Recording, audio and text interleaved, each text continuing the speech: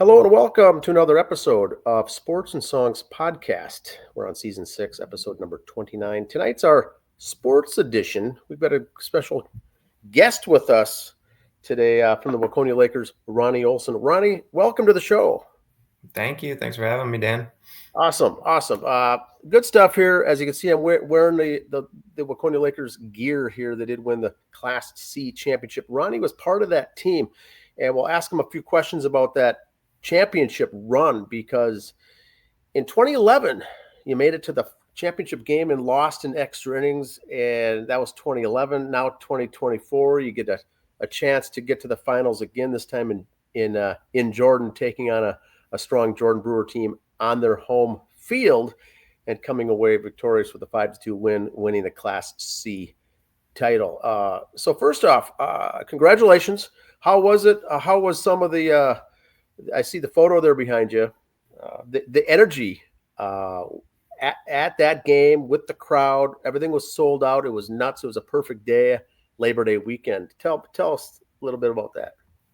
Yeah, I mean, I remember it being just everyone had a super great attitude. We were super pumped to be there. We knew playing Jordan in Jordan was going to bring a great crowd, and we knew we had a lot of fans going to be there. But even if it may be like a 70-30 or 80-20 split of fans, we were super excited to play in front of that many people. I mean, when you're 37 years old at that time, thinking you're going to play in front of 2,000 people, it's not going to happen really ever. So it was really special for me, and I know a lot of people felt the same way on the team.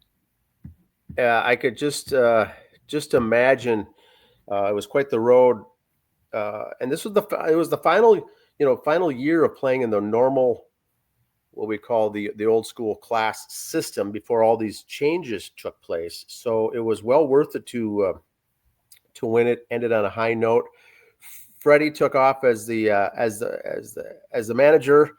He said, "I'm going to leave on a good note." I'm assuming, I don't know the exact words, but you guys have got a new manager on the field this year.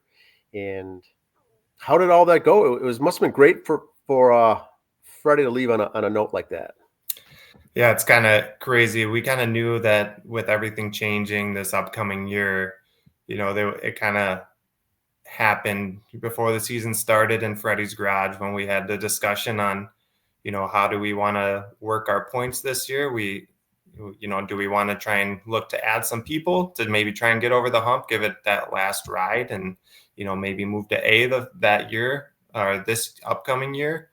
Or do we just kind of want to keep our points low and try and stay in B? And we added Bez and Tanner Adam, and that, helped us get it, added points, but it helped us get over the hump. And in that kind of same, I think it might have been the same conversation or that night that Freddie told us that he was planning on not coaching in the future years, but he's going to be around, but he had his time coaching. So, all those conversations kind of had happened before the year, and everything kind of worked out in the best way possible for all of us. And for him, coming from high school as the varsity coach in the 2017 high school state championship undefeated year, then he came over to the town ball team and took it over from there, and left on a high note as well. It's pretty good turn of events, playing with those with the players that he knew so well. You guys with the veterans there that had been with the team for a while, and now all of it gelling, and get to close the chapter in 2024 with the championship and all that good stuff. It was fun. I was at the game. Very good game. The whole tournament was good, but it was fun watching the pitching and the depth of the pitching take over, and then the veterans on the squad, they're making some plays that I think perhaps maybe the younger guys maybe wouldn't have. I remember that tall, high fly ball that you made in the sun, Ronnie, there in Jordan on the bright sunny day. That was yourself. That with runners on position, you made the catch, right? In the championship game. I mean, I don't even really remember that play. It was a meaningless play in the whole scope of things, but as it went up and the sun was right there, I remember saying to my wife, someone with nerves or something, it could have bobbled it, could have gotten the sun, could have misplayed it. Something as simple as that. And that's one of the things I wanted to ask you to, like you say, you don't even remember the play, but how huge it was there coming up with that play right in the direct sunlight and getting out of that inning. And then the home run by Hendricks, it was good stuff. But I think the veterans really helped lead the way, and then the good combination of players that the Lakers had in 2024, which is a good mix, a good gel of everything. The talent, very good. Now, Ronnie, I got some questions for you for 2025. Looking forward, the season just started. We're calling this basically a preview show of the season, but there's so many changes going on.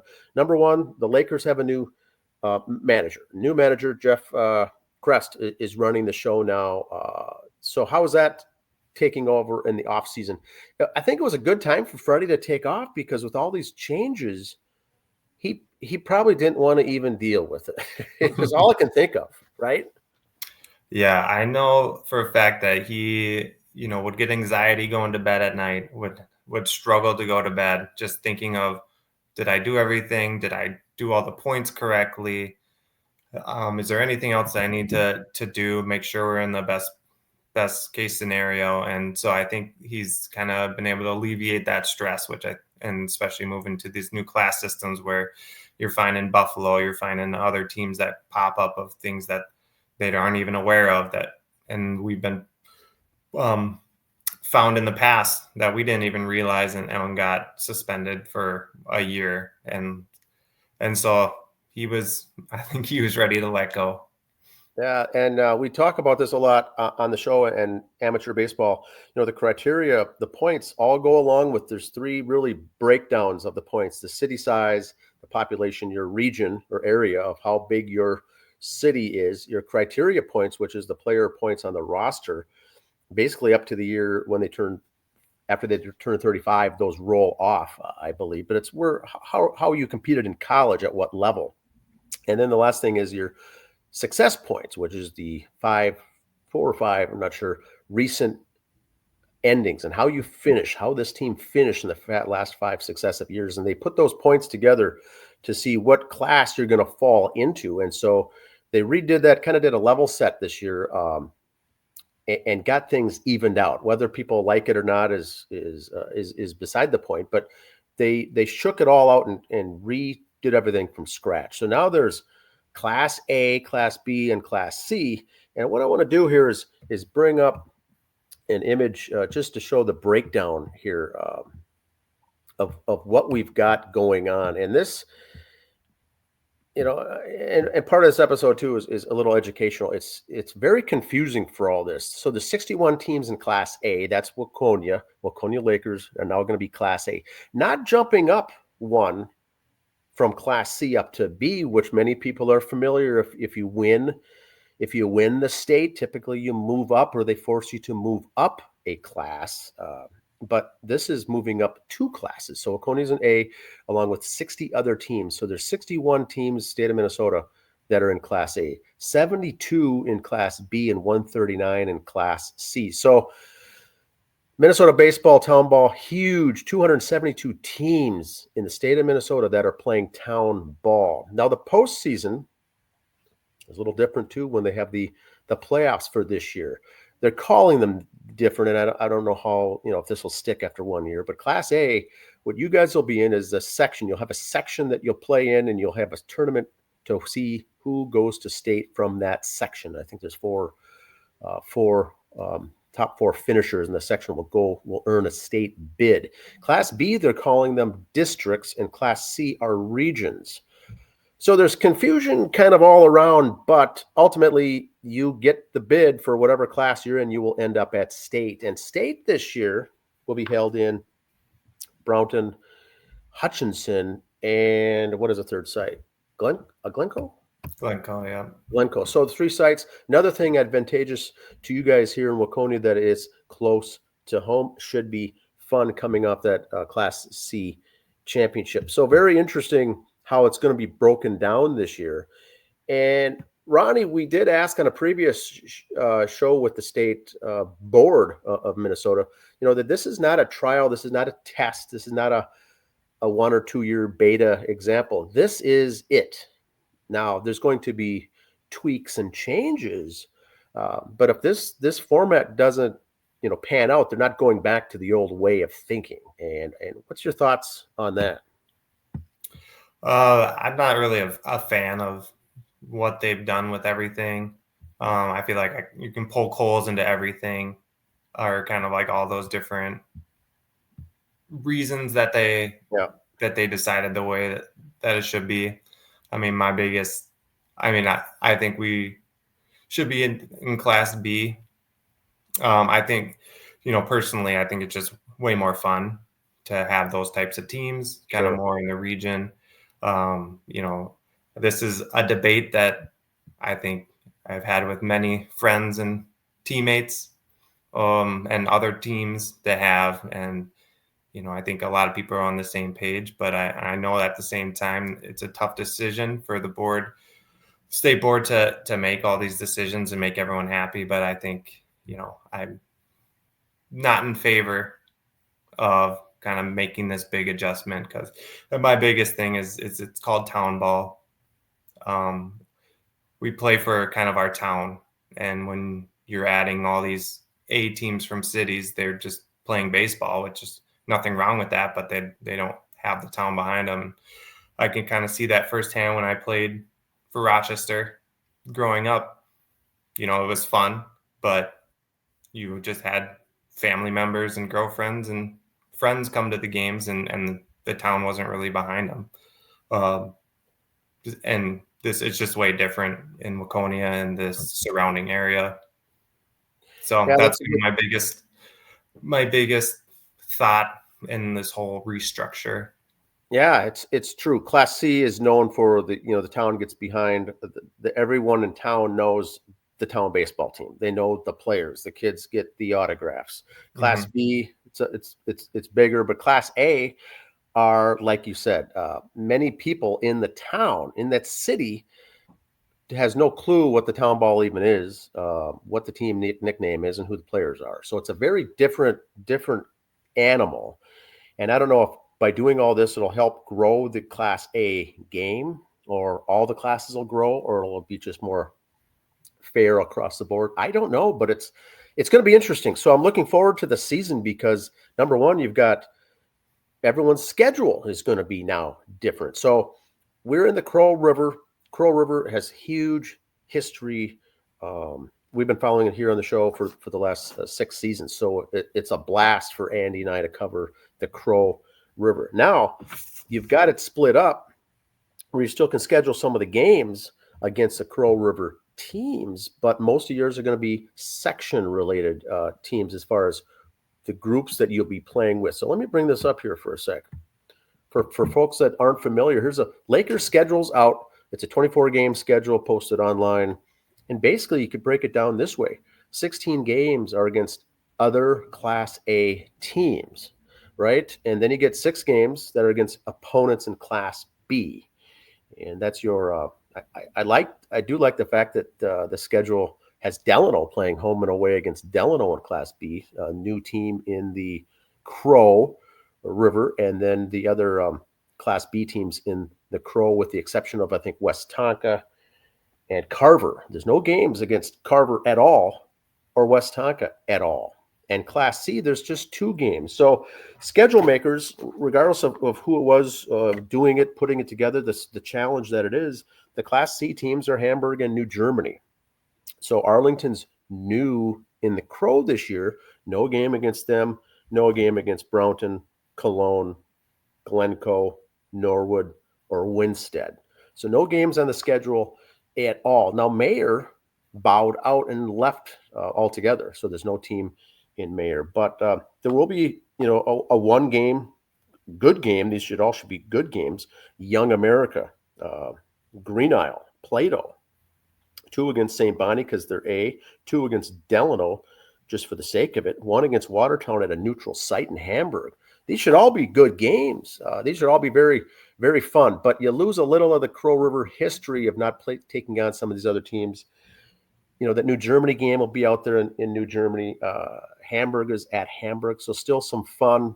But across the state, the schedule making is difficult now because you really have to schedule teams against who you're going to be playing in the postseason and giving up some of the other games against the historical rivalries. So what's your thoughts on that, first and foremost?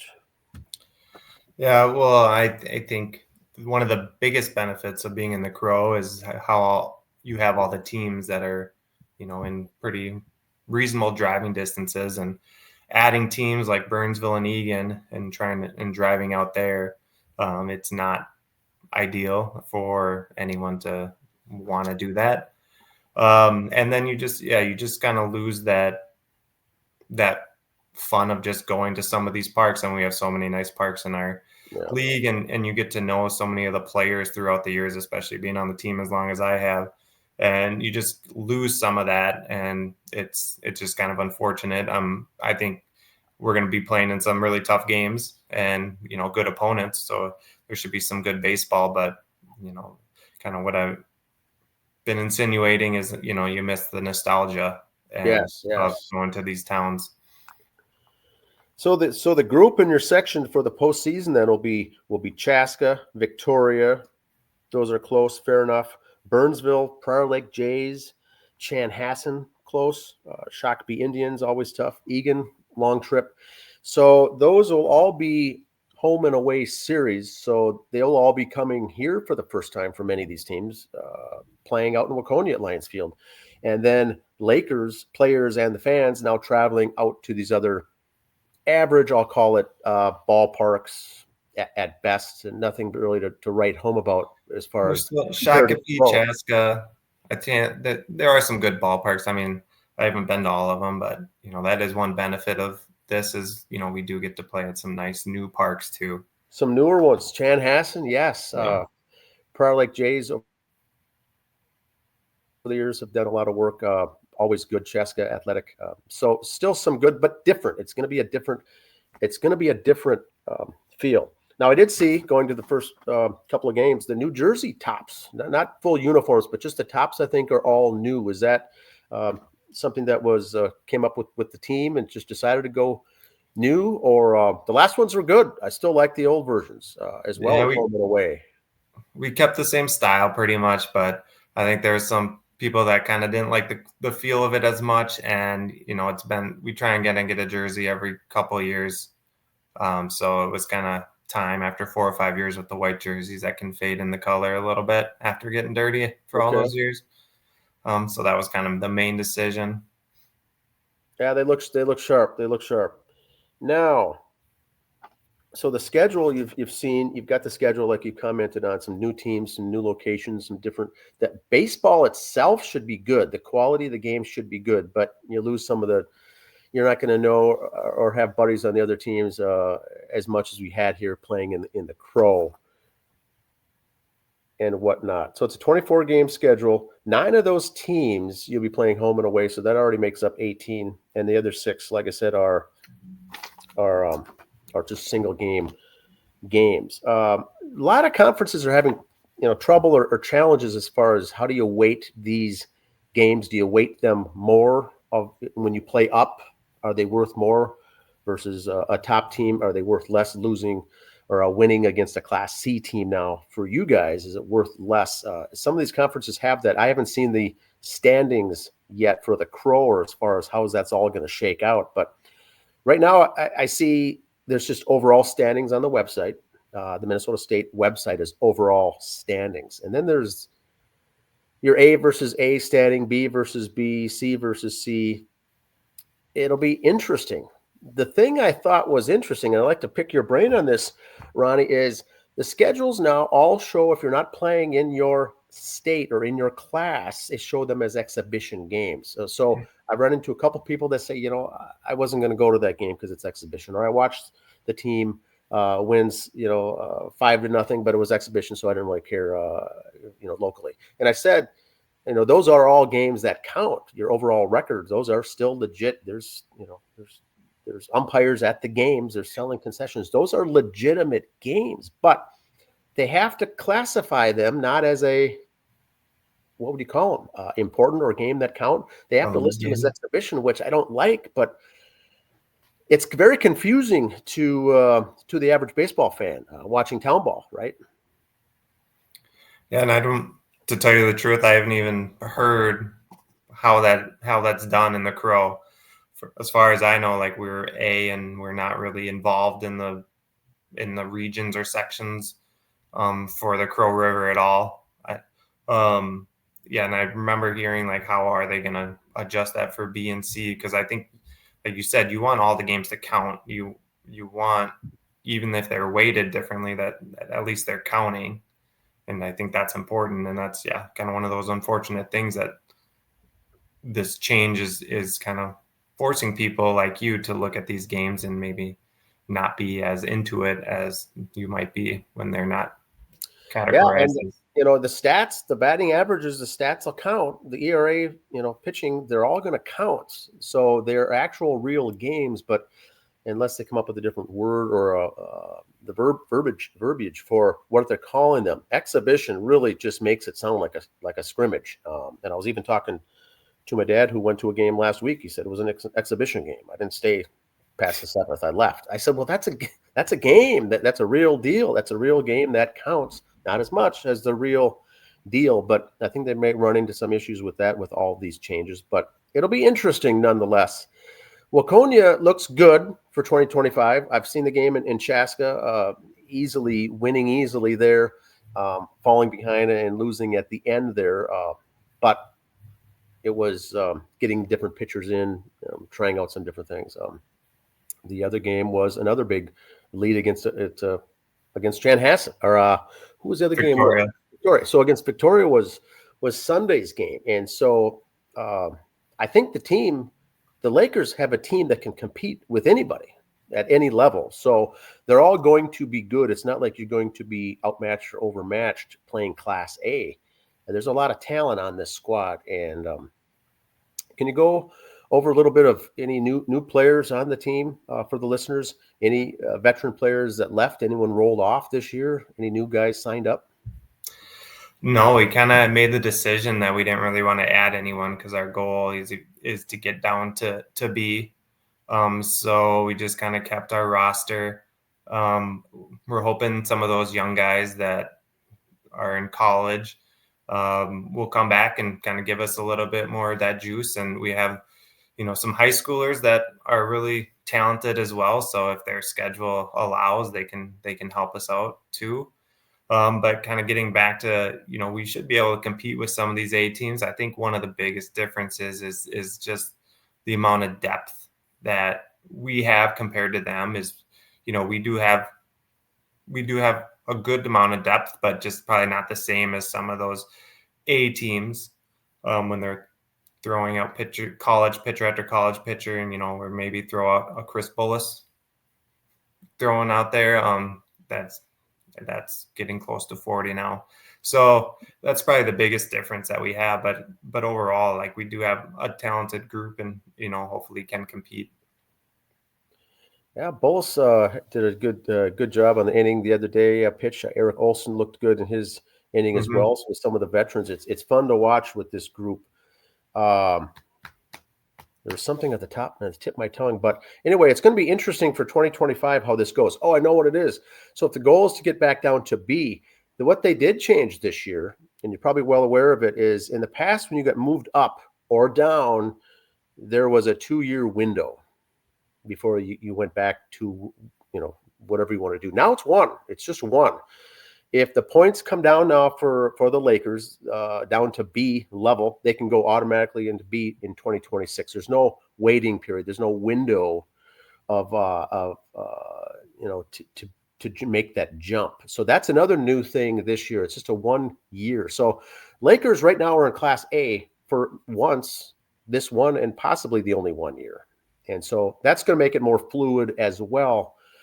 But you're right. Also, When you to make it more challenging for all the regions and whatnot, for every year it's going to be changing. Yes, yeah, and you did mention at the beginning, Buffalo got caught up with some of the points being off. Owatonna, I think, had a problem. There was another team out west that ran into something. Mayor, I think, just says we're done. So it's a lot. It's very fluid, but it's going to cause all these things. The changes each year are going to be so. There's going to be changes after this first year gets done. Minimal, hopefully, but there will be some moving around. But this will be a big adjustment year for everyone, for the players, the league, the fans, the parents, the girlfriends, like you said, coming to these games. It's going to be a little different in 2025. We just ask that everyone hangs with it, have a little patience. It still should be good, but it'll be a year of learning, I think, and it'll be fun to watch the Lakers this year coming off that Class C championship. Anything else that we missed here, Ronnie? Not that I can think of. Just always love reminiscing about last year. We can be able to talk about that for years to come. You'll have that card to play anytime now. All the guys in the team, whether it's sitting around the campfire talking with the kids, telling the grandkids one day, you'll be able to have that storybook ending 2024, and actually, winning the game at your opponent's home field in the state championship game. It was incredible. But best of luck to you and the rest of the Lakers here this year. It's like I said, it looks like a good roster, a good team. You should do. You should be able to handle yourself on this entire schedule.